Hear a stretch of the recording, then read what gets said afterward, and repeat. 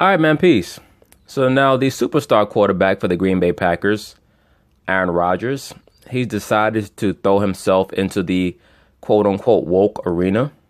And I predicted that this would happen because after Trump decided that he was going to levy the proverbial challenge to the NFL, I stated that many Caucasian liberal athletes who didn't have the gumption to join in on some of the protests that the liberal black athletes were utilizing to gain attention for themselves and to try to get that hug, that they were going to be galvanized, the liberal Caucasian athletes. They were going to be galvanized to join in.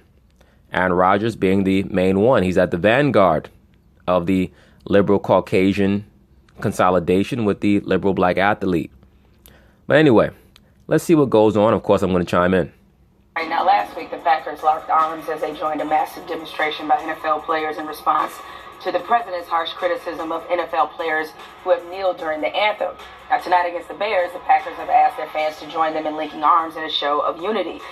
No, they've asked their fans to link their arms to see how much they can, how much sway they have over the populace, over the masses. All right. They're using these athletes as proverbial handlers, per se. It's basically a form of Simon Says. Right? Remember that game you played as a kid? Simon says do this, or Simon says do that. This is what they're trying to use these athletes for. They thought that they could utilize Aaron Rodgers, as a psychological operation or as a test case if he told all of the fans in Green Bay to lock arms to see if they could get them to do it through him. And as Michelle Steele told us earlier, that has drawn extremely mixed reactions from the Packers fans. And so, I don't know why I'm surprised. I'm not surprised either. And why should you be surprised? I mean, who are you to dictate to people what they should be doing during the national anthem? I mean, I really am flummoxed as to why a lot of these liberal blacks actually think that the average Caucasian in middle America cares about them, should care about them, or is willing to do things to support their so-called protests. It shows you how delusional the liberal black is. I think this was on display last week in various forms. It didn't matter if you were kneeling, if you locked arms, if you stayed in the locker room, that this is going to be the line in the sand for a lot of fans who I would love to know or love to ask them, those that are standing on this hill and just pounding their fist on the table and saying how disrespectful these protests are. I would love to know them. A, do you even know why this protest started? Well, A, do you think they care why the protest started? Why do you think that they would care? Why is it that you feel the need to believe that you have the right to ask somebody if they know when a protest started? Living here in New York, you walk down the street and you'll see people protesting about everything, holding a sign up about everything. If it's not my inclination to stop and look at the sign or read the sign and see what it's about, it's not my inclination. Just like it should not be your inclination to, if I walk past you while you're engaging in a protest, to follow me and try to harass me. All right? Anybody who lives in New York knows you walk by people, they have clipboards and petitions and protests going on at all times. What all protests pretty much have in common is that it's based on the need to create attention for oneself. If people choose to not give you their attention, that is their prerogative. It is not your prerogative to ask the person why they're against your protest when you decided to put it in their face. Right? See, this is the conundrum that the liberal black is in right now. They're starting to realize that their protest is not going to work. That's what they're starting to realize.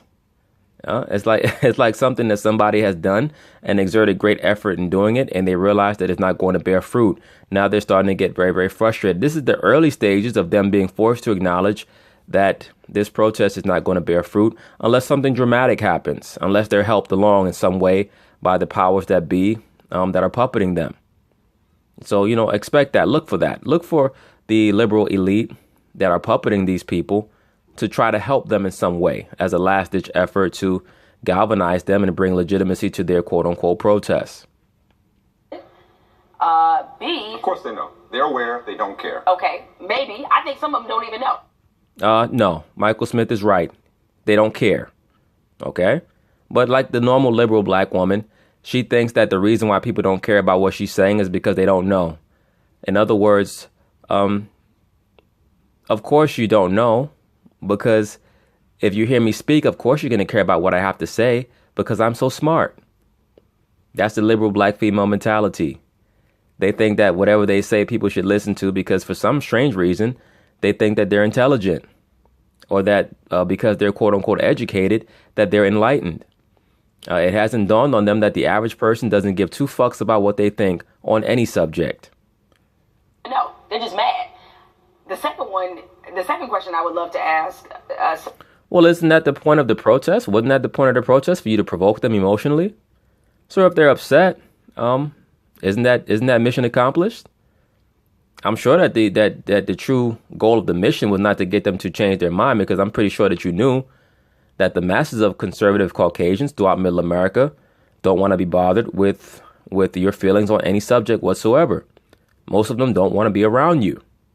But as I've stated numerous times, the real issue with most of these liberal blacks, especially the liberal black woman, is that she'd rather throw herself at conservative Caucasians and try to win them over to her views, rather than humble herself to the so-called black man, who she has no respect for whatsoever. Right? This is why, once again, I always aim my channel towards the so-called black man, because it's you that has to turn back to the Most High and restore proper order. The so-called black woman, so-called liberal black woman, will continue to make a fool of herself and an ass of herself as long as she can. All right? So when I look at a show like this, I view Michael Smith with more scrutiny than Jemele Hill. And it's oftentimes Michael Smith who comes to a greater level of revelation than her, because it's pretty much imbued in the DNA of man to respond to what he sees, empirical data. It's in the woman's DNA to cater only to her own emotions and what she'd like to be true. It's part of their delusional mentality. Right? Like I had somebody who tried to tell me that that Michael Smith should have cut off Jemele Hill after she came out reposting the Twitter statements about how black men are the white people of black people. Why would Michael Smith do that? His future is inherently linked to hers. He needs her. Plus, he is a so-called liberal black male himself. Which means what? Not that he doesn't know what the truth is, but that he just prefers to follow after the liberal black female. He has the spirit of Adam. Right? Adam knew that what Eve was teaching him was bullshit, but he listened anyway because he was enraptured by her. This is why, once again, you're not supposed to follow behind what the woman says. Okay? This is why when these women come on my channel and they get to, getting a little too much out of pocket, I tell them you got to take it up with your husband. All right? But anyway. Some of these fans and those who have opposed it is, what is your idea of the right way? Because history has shown us through various protests in times that were far more volatile than this one, that even with the most obvious egregiances that people... You see what she said? She said the most obvious egregiances. First off, what you view to be an egregious, or pardon me, what you view to be egregious is not egregious to everybody. These people do not care about what you term to be police brutality. They don't like so-called black people, the majority of them. I don't know why I shouldn't say I don't know why. I know why it's so important for you to get your message across to them, because you need to be validated by them. This is what I've been saying for the longest time.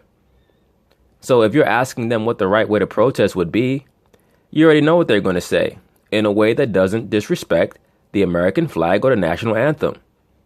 There's a reason why most Caucasian people, especially in Middle America, have a flag flying out of their window.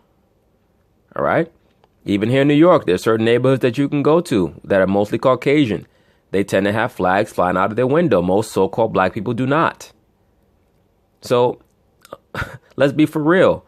As a so-called black person, when you decide to spark a protest that revolves around the flag or the national anthem, you know what the result is going to be. You know what the result is going to be. Just like a man or a woman who's with somebody who's their significant other, you know certain things that you can say to push their buttons. So once you do that, why are you trying to act flummoxed or confused as to why that person gets agitated? You already knew what you were doing. Okay? So let's not try to play that game of, so why are you upset by this protest? The point of the protest was for you to get them upset and for you to get their attention. You know that. You're an agent of chaos yourself. People just are against any disruption or change or things that seem like a disruption to what is the way of life. History is the long and tragic story of the fact that privileged groups rarely give up their privileges voluntarily. And that always protest and progress is met with a swift hand of resistance. Exactly. And so that's why when people say, thanks to the Sports Illustrated cover, thanks to these all lives matter demonstrations of unity or all protests matter demonstrations of unity, that the message is getting lost, I'm like, when was it ever found? Because you got so many people. The message was never meant to be found because your message was not anything that really could be quantified.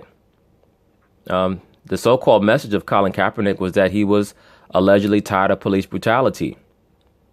Really what Colin Kaepernick was saying is that he's tired of America. You're asking them to change something that is part of the fabric of America. The police treatment of the so-called black man is part of the prison industrial complex. The prison industrial complex is necessary for the continuance of the American economy. Once again, this is why our people are supposed to want their own. Their mindset should be on having their own land and their own government, etc. They don't want that.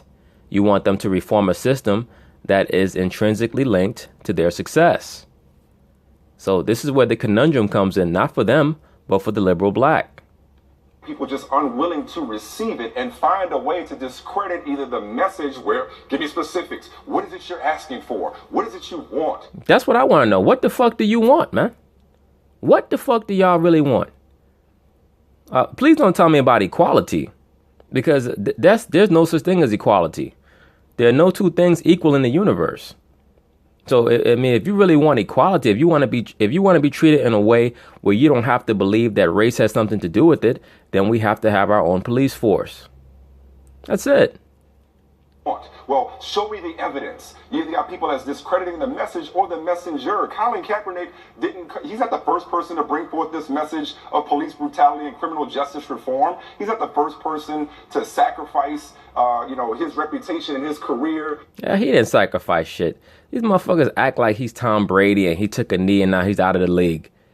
That motherfucker was sitting on the bench before the damn protest started. He already knew they were going to start, what's this guy's name? That scrub ass quarterback that was on the Jacksonville Jaguars before him.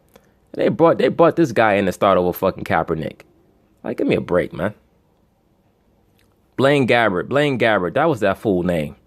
I mean, they had that guy starting over Kaepernick. Like, let's not act like the man made some great fucking sacrifice, man. The man was he was one step away from being out the league. And his woman put the battery in his back to start that protest. All right, his handler, Ness Nitty. Here to try to advance the conversation. He's just the latest. And yet this conversation is just a remix of what it was a year ago. We still on the disrespect, quote unquote, or, how inappropriate it is to wage a peaceful protest during the national anthem. So that's what happens when people don't give two fucks about what you're talking about. Hello?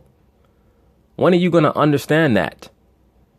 Right? The race conversation is the only conversation that people want to have when nobody else wants to have it with them. If you're in a relationship and the communication is bad, you know what that means? It's time for you guys to go your separate ways. It's not that difficult to figure out.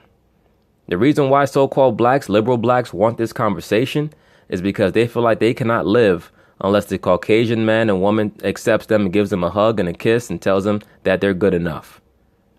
So I just say, ultimately, it comes down to just some people just don't want to hear it, no matter how you try to deliver the message, because they're either going to discredit the message or attack the messenger. Yeah, and the reason why that the response is sometimes, well, why can't they just go to the communities and do the outreach there and focus on that as opposed to doing these demonstrations and these protests during the anthem, not national anthem protests, protests during the anthem that seem to draw so much fire and reaction.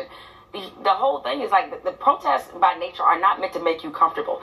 Okay, so then you can't get mad when the response to the protest make you uncomfortable. Okay, that's how it goes. With liberal black, especially liberal black females, they could dish it out, but they can't take it. Right?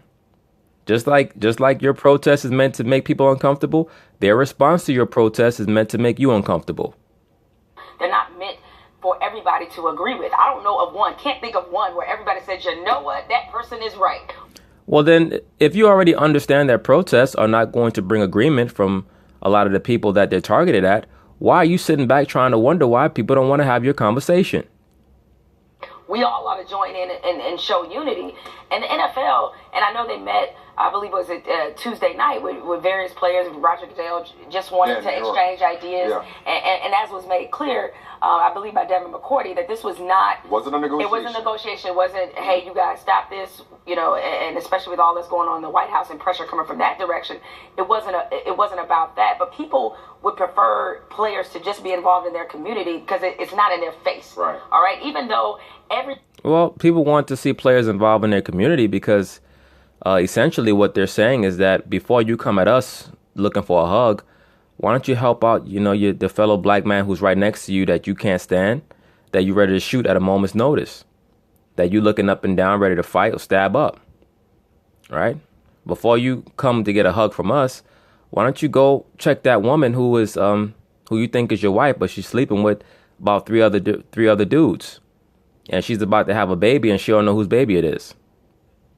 Okay, that's the real reason why they don't take your protest seriously.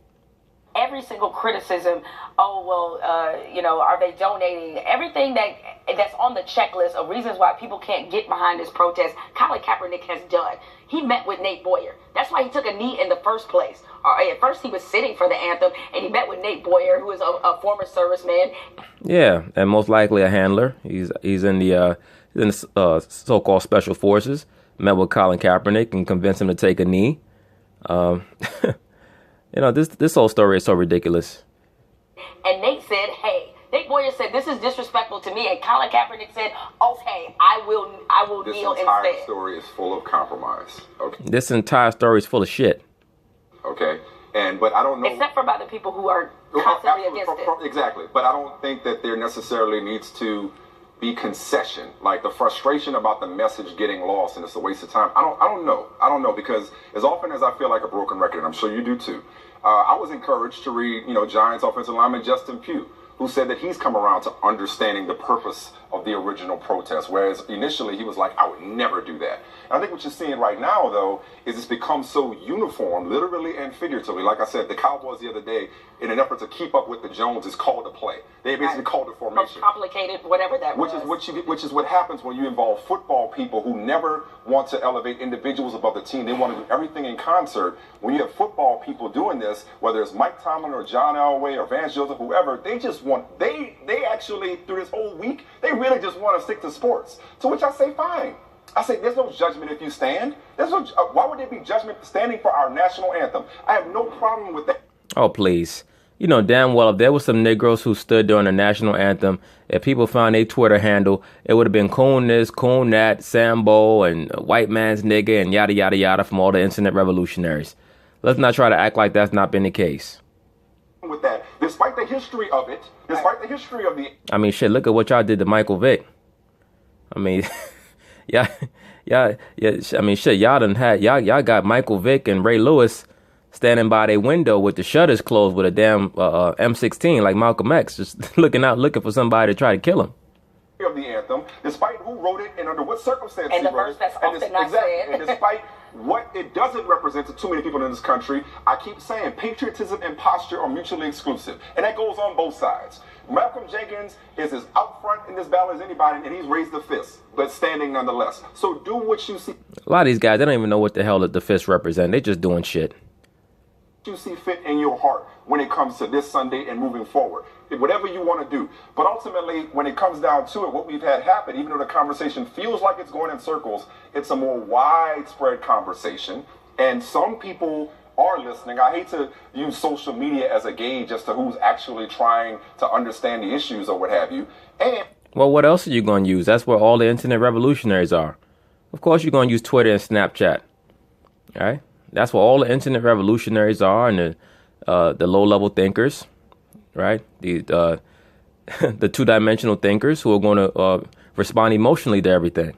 And when it comes down to it, all right, it is uncomfortable. And whether people are tuning out or turning off television shows like ours or turning off NFL games, okay, that's what it's all about. Because you need to be inconvenienced, you need to be uncomfortable, it needs to be disruption. Well, shit, if they turn off your TV show, you're the one that's getting inconvenienced, not them. It needs to be agitation. Because if you won't say, hey, all right, you stand up and we'll stand up for you, if that's what you're not going to do, then you're just going to have your way of life inconvenienced. Well, I just can't wait till... Well, look, please understand something. If your intention is to inconvenience other people's way of life, depending on how far you decide to take it, you better be prepared. You better be prepared, man. Because you're not just going to force your way into people's life, and then when they turn violent on you, ask, how come you hate me? If you proud anything enough, they're going to respond with violence. So this is why I've stated numerous times to liberal blacks, be prepared for what's coming back at you, since you're trying to force this hug on the Caucasian. All right? Be ready. Until 15, 20 years from now, because much like the previous protests during the civil rights and again other volatile times are looked at so much differently now. Like now, if you talk to people, they would swear that everybody agreed that civil rights and the Voting Rights Act, everybody agreed on that. There was a no-brainer, and that wasn't the case. So I would love to know those that... Nobody believes that was a no-brainer. As a matter of fact, the reason why, for the most part, people view that as a consensus no-brainer or consensus positive thing, if they do believe that, is because of what's been taught in the liberal mass media in the last 30 years. Martin Luther King, as I've already stated, was a pawn of the socialists, a pawn of the communists, and he was being puppeted by Bayard Rustin, whose true goal was to promote homosexual empowerment. As I've stated, the liberal goals truly are. It's all about homosexual empowerment. It has nothing to do with the so-called black man. They're going to use you as a foot soldier and move you out the way to get their real goals accomplished. The reason why Jemele Hill stomps forward is because she's a feminist. She does not care about the so-called black man at all. Believe me, she doesn't care. Have these harsh criticisms and are using these distraction methods now. That you're literally turning off NFL games and maybe getting your refund from direct that's TV. An overblown story. I do too. Yeah. But it's the feed into a according to what they're saying, all right? So you're doing all of this because players are protesting criminal justice reform because they want equality. That's your line in the sand. Right. Like as many harsher issues that have been in the NFL, concussions, domestic violence, sexual assault, that didn't get you to turn off. So, I mean, does she really think that the average NFL player is going to initiate criminal justice reform? Do you understand what that means when you talk about criminal justice reform? Once again, look, I don't look for the so-called Caucasian to treat me fairly. I have to take fairness by being knowledgeable about the law. Because many people are not knowledgeable about this system, it allows them to be privy to being treated, quote unquote, unfairly. When they don't understand where they're at, they make bad decisions and they make themselves vulnerable to being treated in a certain way. All right? Doesn't mean that they necessarily deserve it, but when you're in when you're subjected to the ways of the beast, you can get swallowed up if you don't know where you're at and you don't know what you're doing. All right? When we talk about criminal justice reform, first off, understand that everybody here in this society is viewed as commercial property, right? You're like the equivalent of a bond note or a reserve note, right?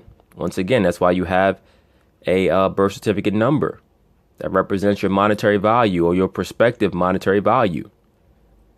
And lastly, and lastly, on my part, how disrespectful is it that the idea that customers are being turned off by peaceful protest either before, or I say protest now because it's a bunch of locking arms, protest in quotes, either before or during the national anthem is met with panic or it's such a huge story, but the people who were turned off by Colin Kaepernick's continued unemployment completely was like, well, you know, he can't play. Much like, well, I thought you were talking about the people who weren't watching because Colin Kaepernick didn't have it. Yeah, because it's continued unemployment. And the excuse is, well, he just can't play. Okay, and so the people saying, hey, if the NFL was really about, you know, equality and unity and making this whole thing right, they give Colin Kaepernick a job. We don't want nobody to give him nothing. Open up the door and he'll do it himself. That's a damn lie.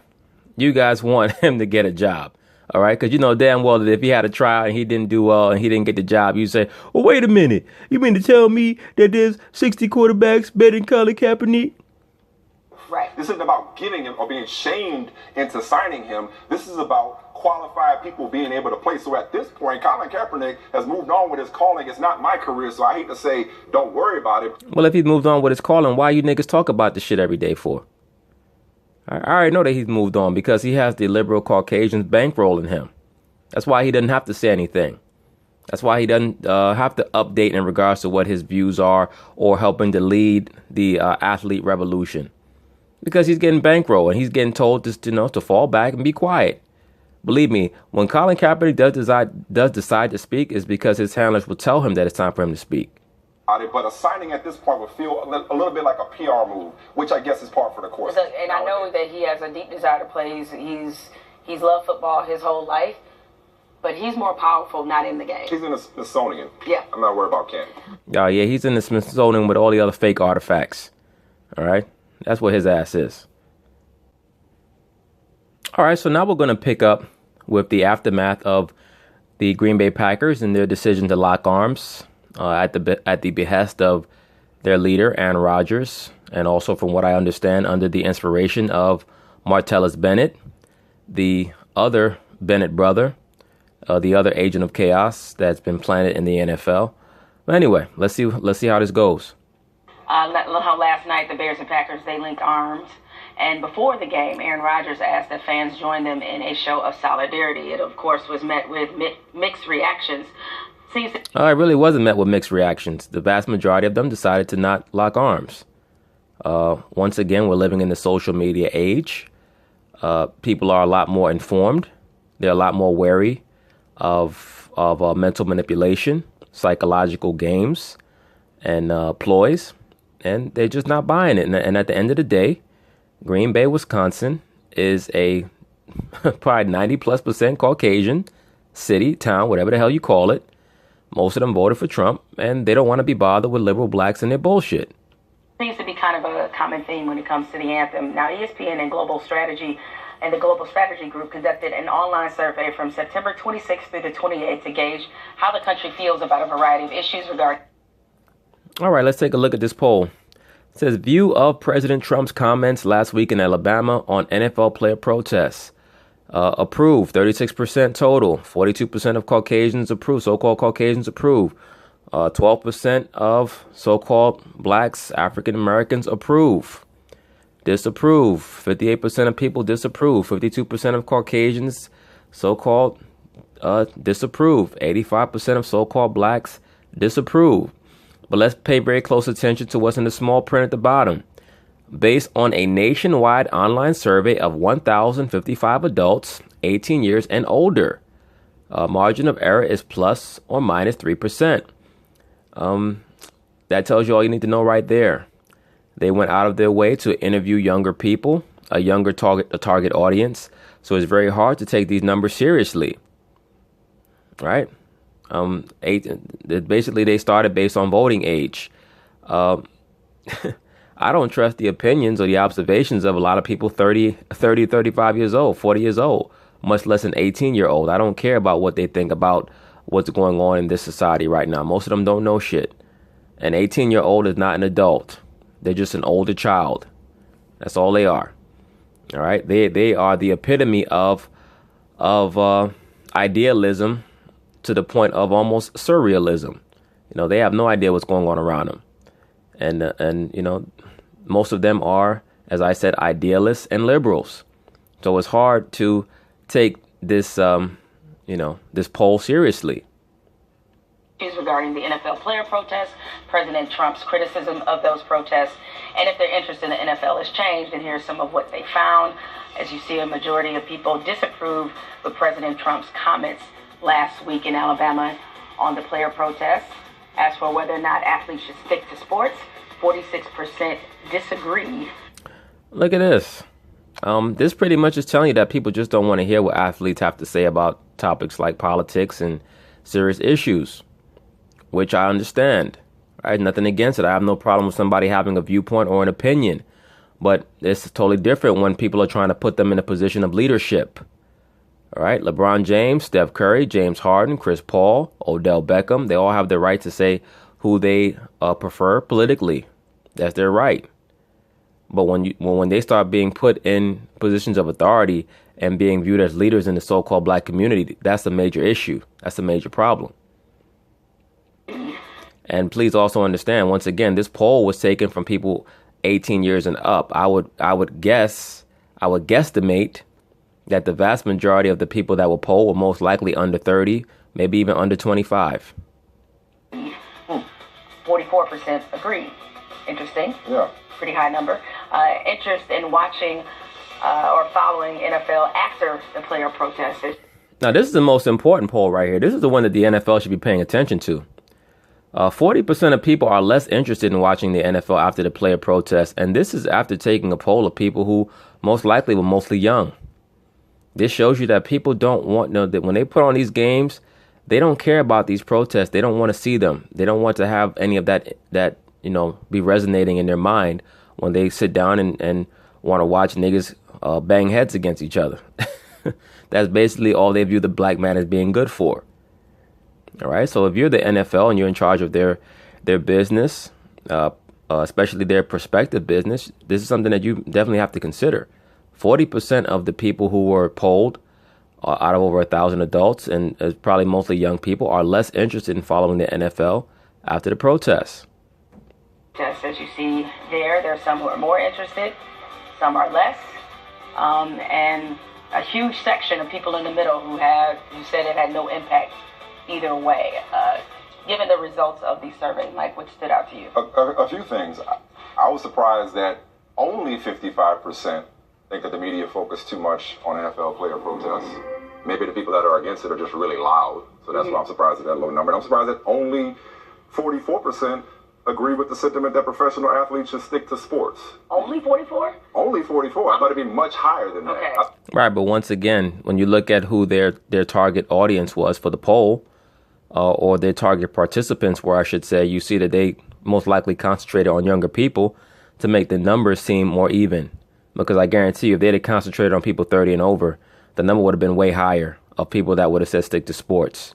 All right, there's just a way that your mind operates differently after 30 than it does as an 18-year-old. When you're 18 years old, you pay much more attention to what entertainers, meaning sports and music and actors, think than when you get to be 30, 35 years old. You don't care about what these motherfuckers are saying. You recognize that a lot of them are idiots. They just happen to be good at a certain thing. Okay. I thought it'd be a whole lot higher. 44 is still pretty high, and that's what stood out to me. And, it's just interesting when you hear people tell athletes essentially to stay in their place. Mm-hmm. And I don't think that's necessarily a bad thing. I think that that's a part of life. If you have somebody here to fix something in your home and you're constantly hovering over their shoulder and telling them what you think that they should be doing, if you get the wrong person, they might tell you, look, I know what I'm doing. I've been doing this for a long time. If you know what you're doing, then you shouldn't have called me. Right? I'm here to fix the pipe in your tub. Can you please get up from over my shoulder? Right? Jamel Hill went to school for journalism. If somebody was to tell her, look, I think that you need to write the article this way, the first thing that she's going to say is, okay, where did you get your journalism degree from? She's not going to listen to what you're saying. Right? So, in reality, it's okay for people to pull rank when it suits them. I don't think that it is strange at all for people to not want to hear political or sociological opinions from athletes. Athletes are associated with being kind of dim-witted. I mean, that's always how it's been. Does that mean that every athlete is a dimwit? No. But you have to exhibit a certain amount of prowess over a long period of time in a certain field for people to take you seriously. Some of that depends on what exactly they're speaking about, because you don't hear when it's breast cancer awareness month or maybe even domestic violence. On certain issues, people are completely fine with. Of course, breast cancer awareness and domestic violence are predicated around the worship of the woman. So, of course, nobody's going to buck up against that. And with athletes going outside of their sport and becoming a voice. But on other issues, as we've seen when it comes to anything related to race, and especially the issue of police brutality as it relates to African Americans, now all of a sudden it's just shut up and just play. Mm-hmm. Well, what do you expect? The so-called black man is viewed as a minstrel, right? The word minstrel means servant, right? You're just there to entertain. That is how they view the so-called black man. If you're not here to play a sport or sing or dance, they don't really have much use for you.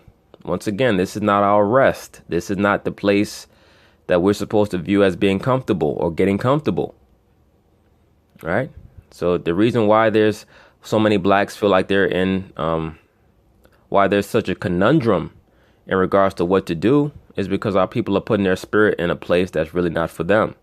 So, as I've often said, people are fine with athletes speaking out until they speak out and say something you don't agree with. And I think a lot of the people... Yeah, and you're the same way, right? You'll listen to a black man talk until he says that a woman should be doing a certain thing and that her role is a certain thing, and then your feminist alter ego will come out. You know, that same one that said that black men are the white people of black people, right? Or I should say co-sign that sentiment. People that are right now saying, see, Michael Bennett, he wasn't telling the truth.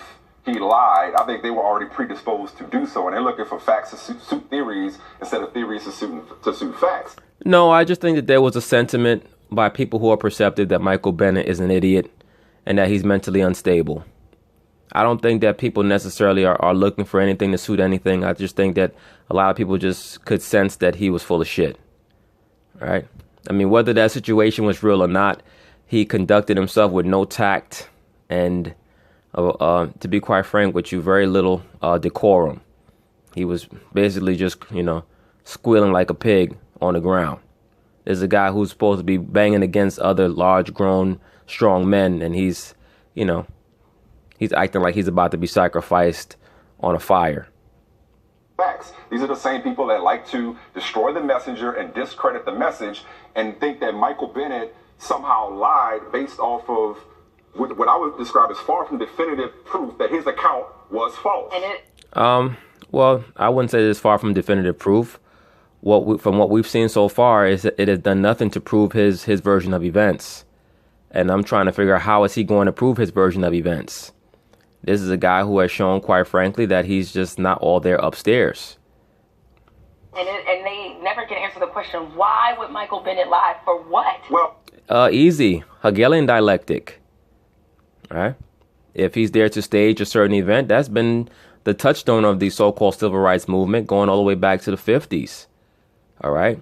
You have people like James Dombrowski and the Bradens, Carl and Ann Braden, who used to instruct certain black civil rights leaders on how to create diversions and distractions, how to, set fire to houses and claim that the Ku Klux Klan did it.